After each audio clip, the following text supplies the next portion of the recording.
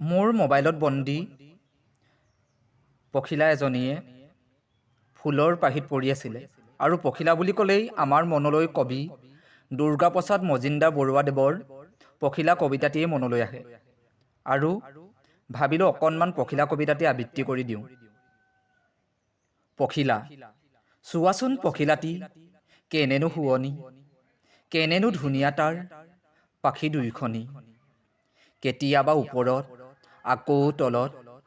এটা এৰি বহিছেহি আনটো ফুলত, ধৰা তাক বাইদেউ কৰি যেনে তেনে, পৰিছেহি গোলাপত পাখি মেলি কেনে, তাক ল'বলৈ মোৰ বৰ মন যায়, ধৰি দিয়া বাইদেউ যাবগৈ পলাই,